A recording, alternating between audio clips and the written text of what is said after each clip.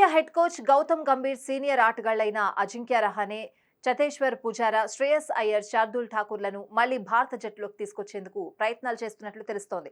ప్రస్తుతం బంగ్లాదేశ్తో జరుగుతున్న 2 టెస్టుల సిరీస్లో టీమిండియా శుభారంభం చేసిన విషయం తెలిసిందే. కానీ ఈ మ్యాచ్లో team India stars Virat Kohli, Rohit Sharma, KL Rahul దారుణంగా విఫలమయ్యారు. శుభ్మన్ గిల్, యశస్వి జైస్వాల్ మెరుగైన ప్రదర్శన చేసినప్పటికీ పేస్ బౌలింగ్ ఎదుర్కొనేందుకు ఇబ్బంది పడ్డారు. ఇప్పుడు ఇదే టీమిండియా మేనేజ్మెంట్ ను ఆందోళనకు గురిచేస్తోంది. నవంబర్లో టీమిండియా బోర్డర్ గవాస్కర్ ట్రోఫీ 2024 కోసం ఆస్ట్రేలియా పర్యటనకు వెళ్లనుంది. అక్కడి పిచ్లన్నీ పేస్ కు అనుకూలంగా ఉంటాయి.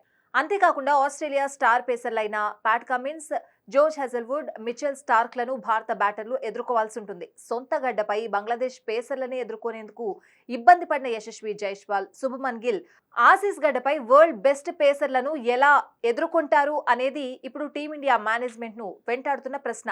ఈ క్రమంలోనే అనుభవం కలిగిన ఆటగాళ్లను ఆస్ట్రేలియా పర్యటనకు ఎంపిక చేయాలని గౌతమ్ గంభీర్ భావిస్తున్నాడట. టీమిండియా నయావాల్, చతేశ్వర్ పుజారాతో పాటు వెటరన్ బ్యాటర్ అజింక్య రహానెల్ను మళ్లీ భారత జట్టులోకి తీసుకొచ్చేందుకు గంభీర్ ప్రయత్నిస్తున్నట్లు తెలుస్తోంది. వచ్చే నెలలో ఇరానీ కప్ జరగనుండగా ఈ టోర్నీలో ఈ నలుగురు మెరుగైన ప్రదర్శన చేస్తే ఆస్ట్రేలియా పర్యటనకు ఎంపిక చేయాలని టీమిండియా మేనేజ్మెంట్ భావిస్తున్నట్లు సమాచారం. వీరికి ఆసీస్ గడ్డపై ఆడిన అనుభవం ఉంది. భారత్ గెలిచిన చరిత్రాత్మక సిరీస్లో రహానే టీమిండియాను నడిపించాడు. శార్దూల్ ఠాకూర్ ఆల్రౌండ్ ప్రదర్శనతో సత్తా చాటాడు.